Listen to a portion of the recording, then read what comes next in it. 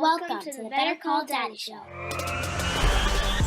This is Big Daddy. Oh my God, that's hysterical. You're not going to believe this.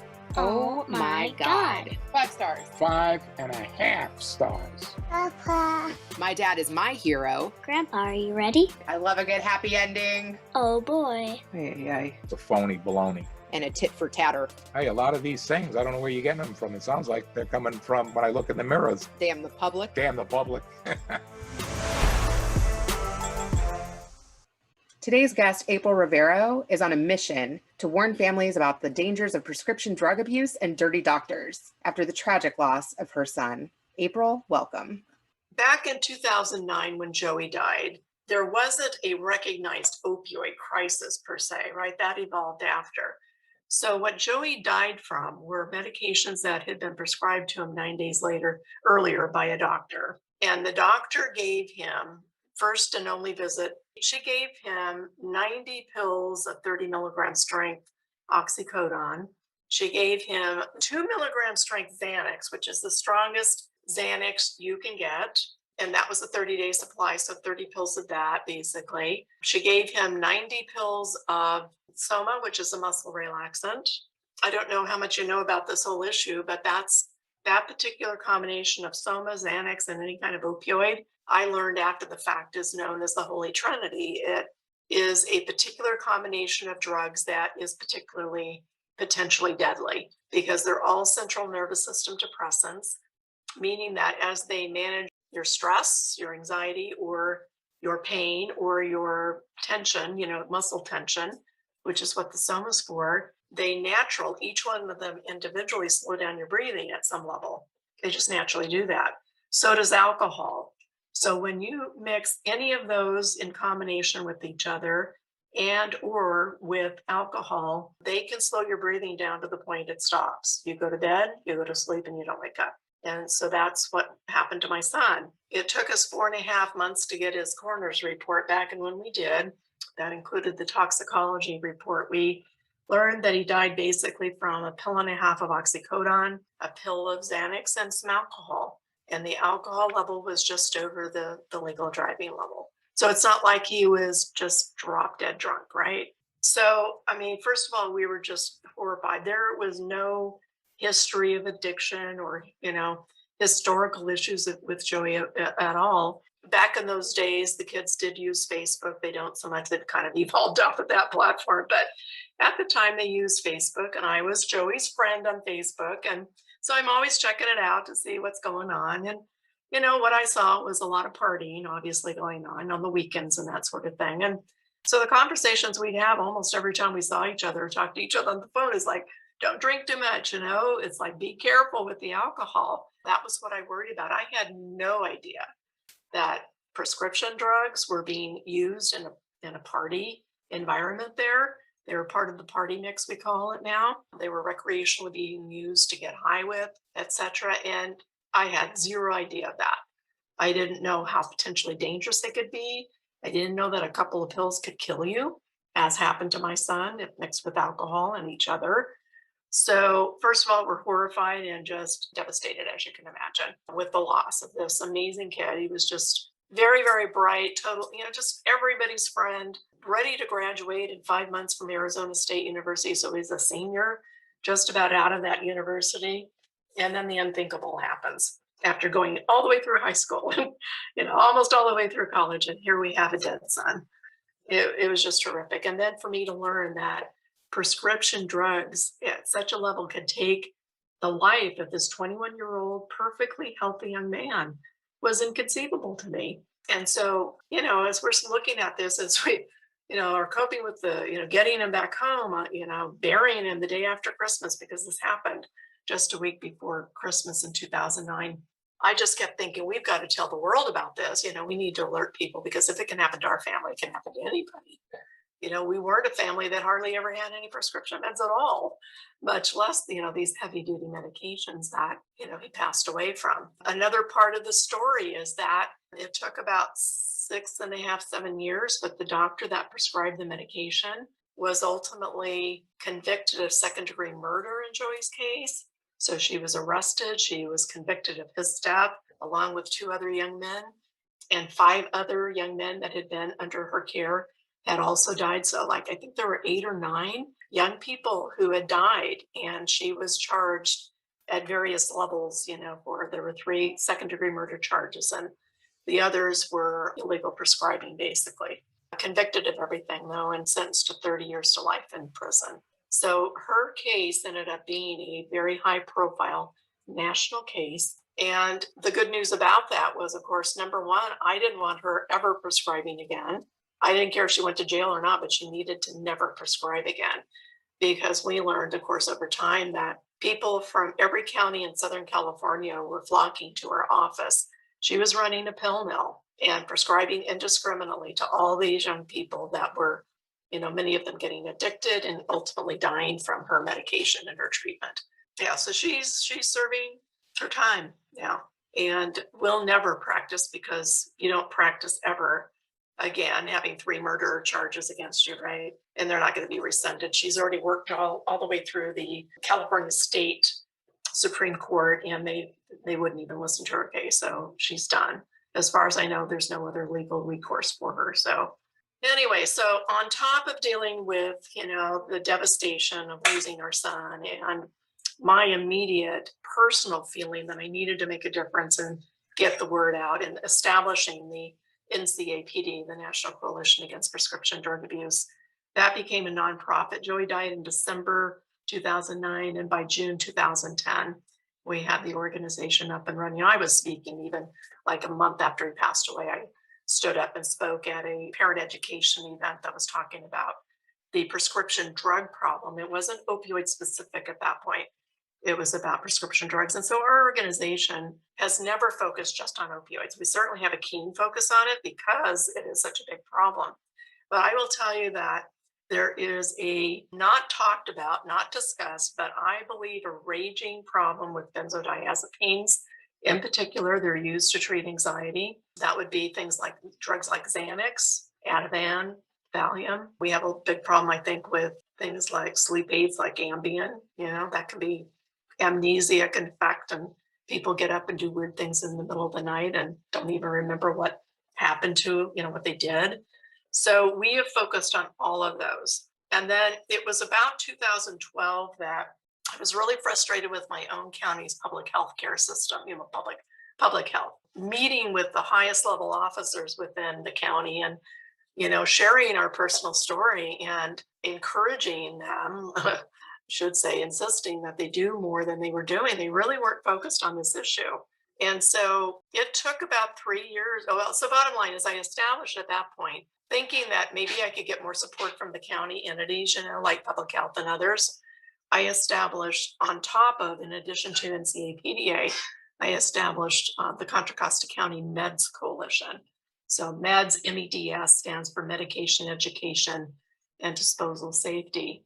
So both organizations, NCAPDA working at a federal level, we work wherever we want to, but with a keen focus on the California Bay Area, because that's where we live. That's where we're based. We actually provide fiscal sponsorship for the Meds Coalition. I lead that coalition also. And that's how I came to know Sarah, of course, as I mentioned. So it was really to pull in the county officials and to really get people involved and to understand that this was not an emerging problem. It's now doubled or more in size, over time. When I first started giving presentations, as an example, to community members, whether they were youth or whatever, I think we had about 36,000 people that were dying a year back in 2010 from an overdose. It's now 80,000 people in 2020, and we're expecting that 2021 we could grow to have over 100,000 people die from overdose. And it's not just from prescription drugs, right? It's more and more the case that we're seeing fentanyl as an illicit opioid tainted overdoses. So fentanyl is showing up in the powder form. Other drugs are being adulterated with it. So you're finding fentanyl in cocaine, heroin, methamphetamine, even marijuana showing up in, to give it an extra boost, like you need it. And so it's showing up everywhere. And just a few specks of that can kill you. It's extremely potent, extremely dangerous. Additionally, drug dealers will take the powder form and they'll create what look to be real pharmaceutical medications like Xanax, like all the medications that people are looking for, the most abused. So Vicodin, Percocet, Norco, certainly Xanax, those are showing up on the street. People are buying, trading, buying, whatever, and they're fentanyl. They're either pure fentanyl or they're laced with fentanyl. We've got to get a handle on the prescription opioid prescribing levels. Before, we connected here, I was actually literally on a computer putting together a letter that we're going to send out to all sorts of sports leagues, baseball, whatever it may be. Because in California, we actually passed a law a couple of years ago that I don't think most coaches even know about, that say that before the season starts, so as registration's happening, the student athlete and their parent, if they're under 18, they are supposed to receive an opioid fact sheet that was put together by the CDC that really basically delineates the dangers, the safety elements for opioids, because it's not uncommon for student athletes to get injured. Sports injuries are inevitable. Typically, pain is involved, obviously. Now, it may be mild to severe pain, but it's not uncommon for opioids to be prescribed even for mild pain in a sports injury situation. So if the kids and their parents don't know that, hey, these can be addictive, if you mix them with alcohol or with other substances, you can literally die from them, from overdose. They don't know. There's a very low perception of harm, even still, for prescription-related drugs. And the opioids are the ones that are probably the most immediately dangerous that we have to get the word out about. And they didn't see it coming. They didn't ask for it. They don't know what to watch out for.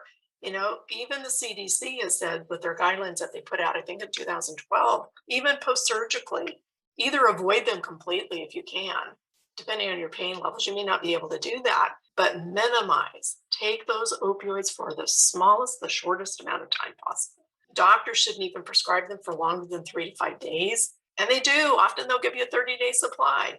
Well, if you take them for 30 days, you are at high risk for developing an opioid use disorder. Your body's going to become dependent on them, meaning that you can't just stop without feeling the withdrawals from those opioids.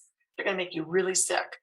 When one person in the family has an opioid use disorder or any kind of use disorder, the whole family suffers. Friends, everybody that loves or cares about that person, they're part of they're caught up in this. It's a horrible cycle. So what our organization is trying to do is educate so people don't go down that path in the first place. So through education, policy change, legislative advocacy, where we have those opportunities, that's where we work. And we work with a lot of other organizations out there. When I first started NCAPDA, I felt like I was a lone ranger. And my concept initially was, okay, let's start this organization, try to build others out there so that by then I was starting to connect with other parents in particular who lost their kids. So what can we do to have them start a little local chapter and they can work under our umbrella? So over time, there was also another organization back in 2012 that I personally helped form. It was called the Fed Up Coalition and still exists. So I'm one of the executive what do we call ourselves? The executive steering committee members for that organization. And we work to drive federal action. So it's through our efforts and other organizations that we work with that, we've been able to stimulate a response from the president back in Obama's days. There had never been a word about this issue until, we wrote a letter saying, President Obama, this is a huge problem. We are parents, we represent parents from around the country. You need to step up and say something and do something about this issue. So just about the time he was leaving, he did. And then we had Trump come in. People love him, people hate him, whatever. It doesn't matter to us. The bottom line is, even in his inaugural speech, he mentioned for the first time any president had the opioid or the prescription drug and the opioid issue, and that he was going to plug money into it. And he did. That was the first stream of funding that we saw come down from our federal government. What was your son prescribed that medication for? Well, I mentioned that earlier. So he really had no problems. The key was pill mill doctors, as this doctor was. They don't care what your problems are. So, he was coached on what to say when he went into the doctor's office by, kids at Arizona State that were going to her routinely, right? So all he had to do is say, I'm anxious. I got pain in my shoulder. But there was no exam. It was like, oh, okay, here you go. So it's just ridiculous. There was really no physical exam, and that's what got her into big trouble in the end, because she was really prescribing without medical reason. There were no medical reasons, and it was just a line out the door, one after another. Sometimes she was bringing multiple people into an exam room. I was there at the trial for the 2-month-long trial, and it was just incredible hearing all the evidence they had against her. It was ridiculous. And she's What the did she one. say? Like, did she say She was trying anything? to help her patients. It was, they didn't have a good defense. It was really just she was trying to help them. She wasn't trying to help them. She had made $5 million off of her business in about three and a half years with the way she was prescribing, because she would collect money, cash in the door. There's probably no question at all that she was defrauding the federal government. Tax money wasn't being paid out on that cash. You can be guaranteed. They didn't even bother going after her for that, because they had her on all this other stuff. So they knew, they could tell. You can see these patterns of prescribing. And so she was reported by the pharmacies in her area. And that's why these young people, like even my son, went over 30 miles away to a pharmacy outside of her area. And ultimately, not only did we go after her, but we went after the pharmacy too. And so the pharmacy was actually shut down by the pharmacy board because of irregularities too. That used to happen back in the time frame when we got involved with this. It was really, really, really, really bad with these pill mills down in Florida. And so they would actually have, like, in the same facility, it was like you prescribe it, and right next door and in connection with that doctor's office was the pharmacy that you would fill them with. They were losing at least 7 people, as I recall, a day in Florida at one point because of overdose, in just that one state alone, because of the pill mill activity there. It was horrible. How did you find out what happened with your son? It started the very night that we learned that Joey had died. The semester was done, finals were over, and the next day everybody was leaving to go home. So he had been out with his friends, celebrating her birthday and early graduation for another student. So he stayed there about 5 days after they finished their finals. And his girlfriend was done. She was not 21, so she couldn't go out and celebrate at the nightclubs with him. So she came back home to San Ramon, where we live. And they basically met each other in high school. So they were both attending the same college, but she came back early. So some of the early information we got directly from her, as we're waiting to hear, because we just initially knew that he had been found in his apartment unconscious, and we didn't really know until we talked to the Tempe Police Department that night whether he was alive or not.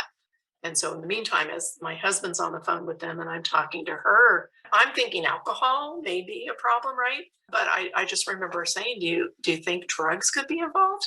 Not really believing it could be true, because again, we really had never had a problem with that with Joey at all. So, and I remember her nodding her head, and I said, tell me what you know. And she said, he went to a dirty doctor last week. And I said, well, what is a dirty doctor? I didn't even know what that was. And she said, well, this doctor's just throwing pills out there. So she said he went there with a couple of friends. And so I'm concerned, it was clear that she thought it might be, the medications versus alcohol. So that night, then after, we learned that he was gone, we went back to our house, because we gathered as a family at my other son's house in San Ramon too when this happened. We went back home at about 2 a.m. We got a call from the Tempe Police Department detective that was, working through the case. And my husband thought to ask him, did you find medication vials in his room? And he said, yes. And so Joe asked him what the name of the doctor was on the vials, and he told us. So after that was over, that conversation was over, I remember going down to my computer and doing a Google check on the doctor's name. And on vitals.com, a website that people can leave reviews about doctors, I remember reading multiple comments about how she was a drug dealer in a white coat, that she was giving, all these drugs out to their kids and, it wasn't stopping even when they called her and all this stuff. So I'm like on high alert. Here, Kelly, Joey's girlfriend, has already told me that she was a dirty doctor, and I'm getting online evidence that there was a problem there. So we got through the funeral, the day after Christmas, and then within a week after he had passed away, and that was all done, I called the DEA and reported him to the DEA, not really knowing exactly how this, what to do, but How do I you did know that. how to navigate? Like, how did you Yeah. know to call the DEA? I am so proud of you for not giving up. Oh, And look no, at you no. now. Oh my God. Well, I'm pretty sure it was a friend that my husband had that's an attorney that he consulted with. And from what I remember, it was he who said, well, the DEA needs to know, because they oversee the medical community, and they're supposed to, if somebody is prescribing like this doctor was, they need to be involved. So I remember calling. I had to leave a voicemail message for the DEA.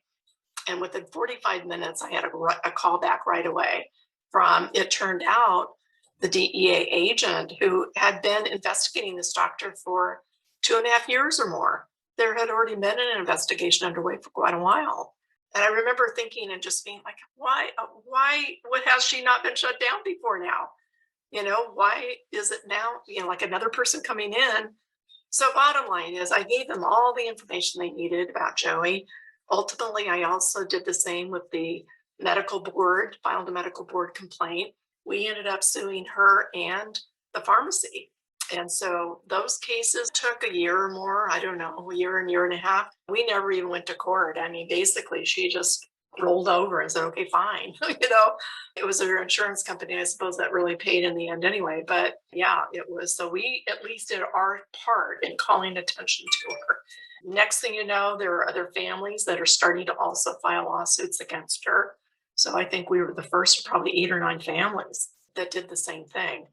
And we had been told also that if we filed a civil lawsuit, that if the award per se, the financial award was more than 25,000, that information could apply to the other case, the criminal case that we knew was underway, that was being built. Overall, then, like as they finally got the case built and they were ready to take action, by then it had been handed off to the Los Angeles district attorney. That district attorney I am forever grateful to, because this was a really, really difficult case. The general perception back in that time frame was, if somebody dies of an overdose, it's their fault. Doctors are good. They only do good work. They don't prescribe to make somebody die, right?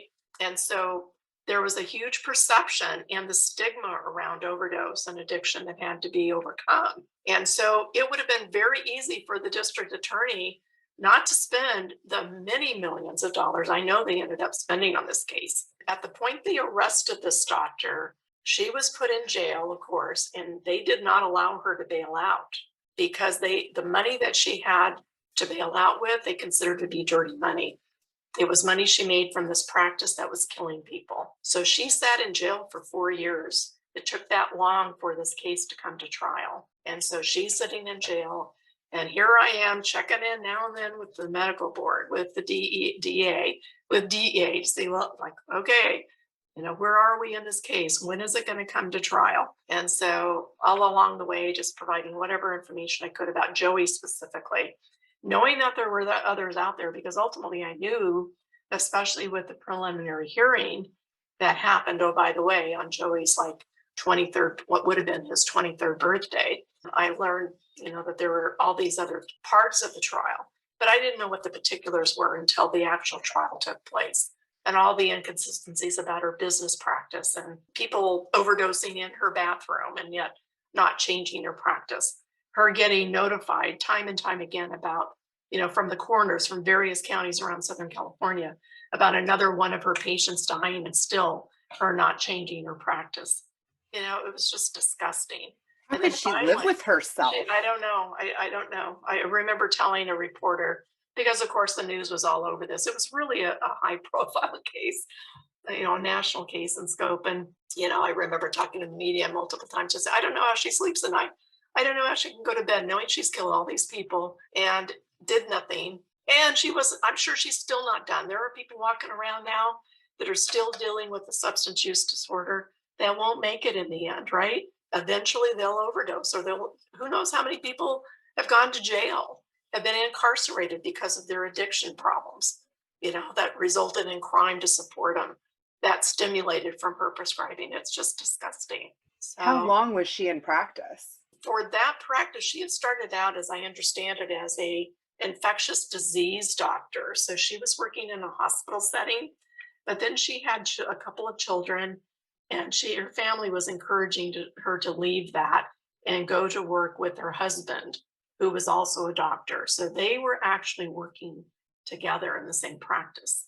And so it's very interesting that she was the one that was, in effect, nailed, right, with these overdose deaths. He was practicing right beside her. That's the other thing that was disgusting. Like, if he wasn't doing this himself, and he knew, he had to know what was going on, because it had been just a family practice before. You make an appointment, you come in, there's a few people in the office, in the waiting room. This was where there were people literally out the door waiting. They'd get there hours earlier. They didn't even need appointments. They would just wait, take their turn to walk in. There's no doubt that her husband knew what was going on. In fact, after, her situation, it was either after she had been convicted or whatever, he was actually, the medical board did go after him.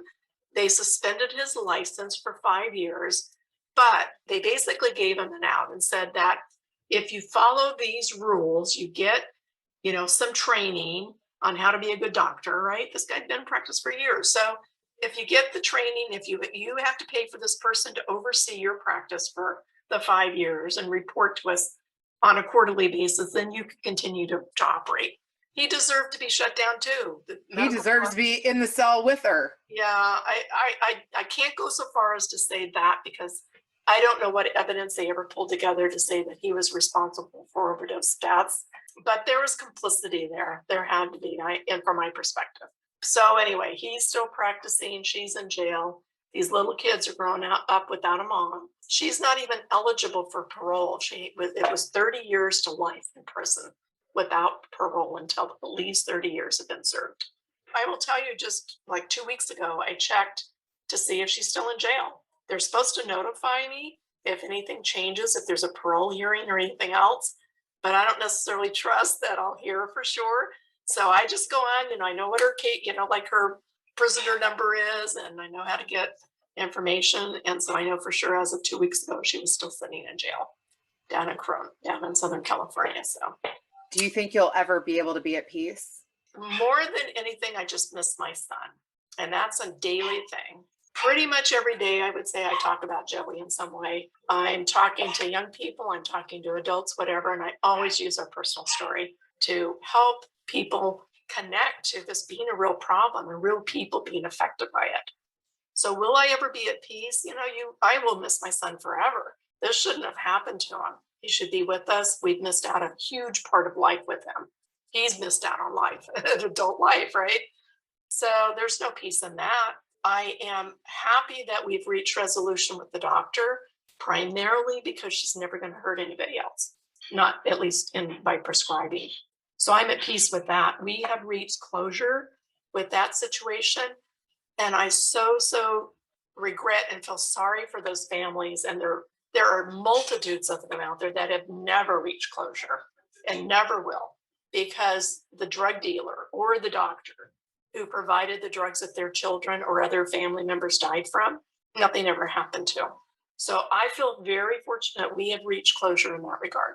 There's peace in that, but there's no peace in the fact my son is gone and he should be with us, You don't lose a child and ever get over it. You just don't get over it. I've lost my mom, my dad, other members of the family. They were old, they lived their lives, they had their illnesses. Joey was healthy, he should have been. He should have thrived and graduated and gone on to all those, dreams, hopes, and dreams that he had for himself. And we will never know what those would have, been in the end. Do you think about the good memories that you had with him? Oh, of course, yeah. And the good thing is that my husband and I both retired really young. We were both in telecommunications, And so I was 48 years old when I retired. He was 49. And so that meant we were always with Joey. Joey was our world. He was our life. We have an older boy, but he was my son from our first marriage. And, bottom line is there was like almost 14 years between he and Joey. So he goes off to college. Joey's just going into kindergarten. So, I thankfully have grandkids and a wonderful, son and daughter-in-law and grandkids that are a core nuclear family. The key would be that when Joey was young, it was really kind of us, just Joe, I, and Joey, because Jim was off at college and later he was married and all that. So we just have wonderful memories. We did a lot of vacationing, like the outdoors. So we went to Alaska, we went on cruises, we liked to hike and camp. And yeah, so, and Joey was way into to sports. So 4 years old, he's playing soccer. And then he's playing very high level soccer, traveling teams and all that. And we were the typical soccer parents, and then we were the typical football parents because, by 8th grade, he wanted to play football and that's what we did. I feel like in college, like everybody does stupid experimenting. Yeah. I can't believe taking a couple pills and mixing that with alcohol could be instant. That's really terrifying. No, it really is. And, it's like, it isn't necessarily instant. Like in his case, they weren't tainted with fentanyl. These were central nervous system depressants that slowed and stopped his breathing, but it would have happened over a period of time, several hours. So the other regrettable thing is, and another thing that our organization does also, I'll share with you, is that there was not Narcan or naloxone on hand. Do you know what that is? Have you heard Is that of where they naloxone? can pump a shot into you really fast? Yes and no. So naloxone is the generic term for an opioid overdose antidote medication. So in the past, if you called 911 because somebody was overdosing, they would show up with this medication. And that's what they would either inject or deliver in some other way for usually an injection. And so now because the opioid issue is so big a problem, almost every state I think now has Narcan, a spray version of naloxone available, super easy to administer, that can reverse an opioid overdose if you get to them soon enough. So Joey, I know, was left in his apartment alone in his room without anybody checking on him for hours and hours. And so he could have been saved with Narcan or now any form of naloxone, I'm sure of it. Because even though the Narcan only works on an opioid overdose, and again, in his system, he had alcohol and he had those benzodiazepines, Xanax, basically. If you just strip out one of those substances from the system, they can start breathing again, potentially, right? So I have no doubt he could have been saved with Narcan, but there's just no about it. It wasn't even available for the general population. It is now. Can you talk to me about what an overdose does look like? Yeah, basically symptoms would be, first of all, you can't rouse the person. So with an opioid on board, typically you're real sleepy, your breathing slows, of course. And there's a condition called nodding off. It's where we'd be talking, you and I would just like literally you're nodding off. You can't, converse. You're just kind of out of it.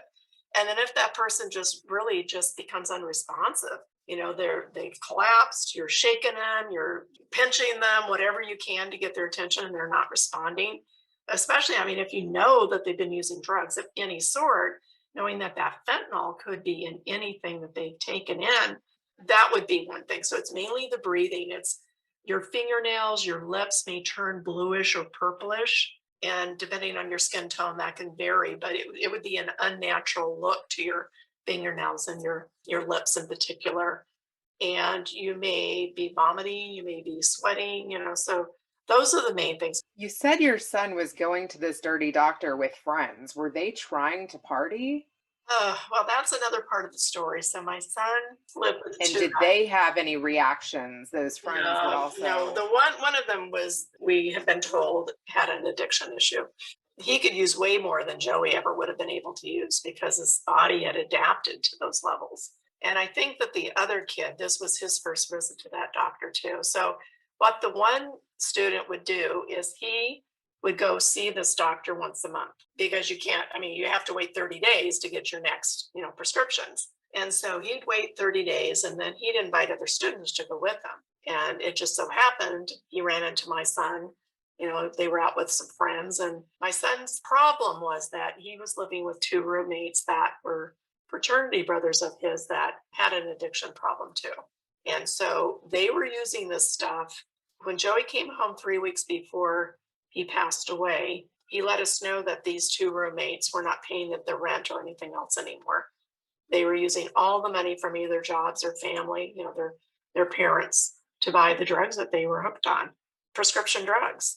And so we're sitting literally around the Thanksgiving table saying, like, well, this, again, keep in mind, we didn't know anything about prescription drug abuse and how prevalent it was and how deadly it could be. So we're just having this conversation about the fact that, we're paying for Joey's school stuff, and we just pay directly and get, pay for his room and board and give him money for food and all that.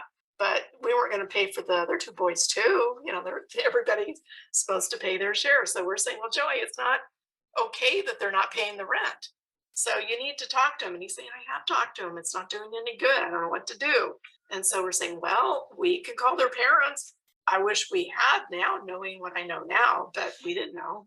So no, I'll go back and talk to him again. And so again, 3 weeks later, he's dead, because he happened to run into these guys and they were going to go visit this doctor, knowing that his roommates and again, within his world there was so much prescription drug abuse going on, recreational abuse.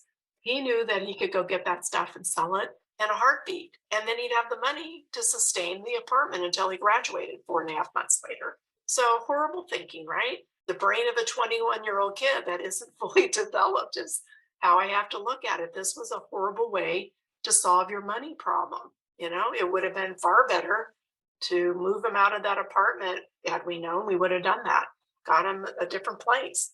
You didn't know. It was a lack of awareness and education. And you probably wanted him to be independent and well, not be too. And work his problems. He's 21. Right. I would say that he'd always had super support from it. Like, if he had a problem, he'd call his dad first, right? Because his dad would take care of, whatever's going on. Better call daddy. Yeah. And, that was okay. But, he's getting older. He's a 21-year-old, young man. And okay, let's let him try to work this out. Not realizing that those other boys, there was nothing that was going to change. In fact, 9 months to the day after Joey died, one of those two young men shot and killed himself in front of his girlfriend. He was so mired in prescription drug issues. Oh my God, my heart. Mental health God. problems. He had bipolar issues. Had no clue of before I talked to his mother after this horrific thing. Yeah, so that's what we were coping with there. 6 months after after he passed away, I got a Facebook message from a kid. I didn't even know they were the issue. And I remember him saying, can you help me? Was the little header on this thing. And when I contacted him, basically said, there is a doctor here in Tempe, Arizona, that opens up his office once a month. And my fraternity brothers flock to see him. He said like 70% of them have already developed an addiction to these pills. And so he was looking for me to help him shut this doctor down. He was graduating early in December, and he said, I don't know what to do. He said, I'm hoping you could shut this doctor down. I hope it's the last thing I can do for my fraternity because this doctor's going to kill him.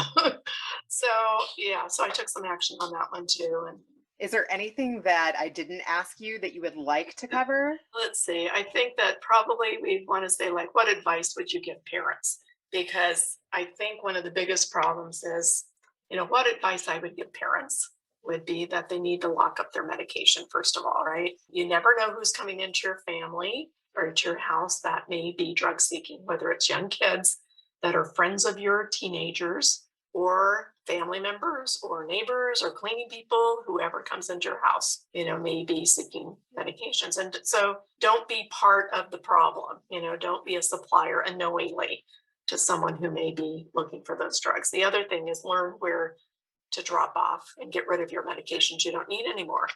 Because typically people just leave their stuff in their medicine cabinet. Over time, it expires. And just because it's expired does not mean it's dead. The medication, in fact, some of it actually becomes more potent over time, interestingly enough. So you want to get rid of it. Most of the time, CVS, Walgreens, these pharmacies are getting more and more of them in all of our states across the country are taking back medications. Typically, there's just a kiosk, a bin close to the pharmacy counter. You can ask the pharmacy. Also, a lot of the police stations have them too. What you don't want to do is throw the medication into the toilet or down the drain because it goes into the water system. Even if you put it in the trash, it goes into the water system eventually. So that would be one thing. And then parents need to, when they have a conversation about substance use with their kids, whether it's alcohol or illegal drugs, prescription drugs has to be part of the conversation. And they really, really need to understand that kids, if they want to find drugs, can find them easily. The social media platforms, TikTok, Snapchat in particular, right now are kind of hotbeds for drug activity. That's terrifying. It is terrifying, and they need to absolutely understand that fentanyl's in every community. Wow. Thank you so much for having this conversation with me and like wanting to meet with me beforehand. Is there anything that you would like to ask my dad? Did you learn something from this this podcast? How's that? Yes, it was so good to connect with you. Please Yeah, you keep too. in If touch. there's anything else I can do, let me know, okay? Thanks for listening to the Better Call Daddy Show. Now you can subscribe on Apple Podcasts, Google Play, Spotify, iHeartRadio, and TuneIn. If you've enjoyed this episode of the Better Call Daddy Show, please feel free to review it at ratethispodcast.com/BetterCallDaddy. Add Better Call Daddy Podcast on IG at Rena Friedman Watts on LinkedIn.com.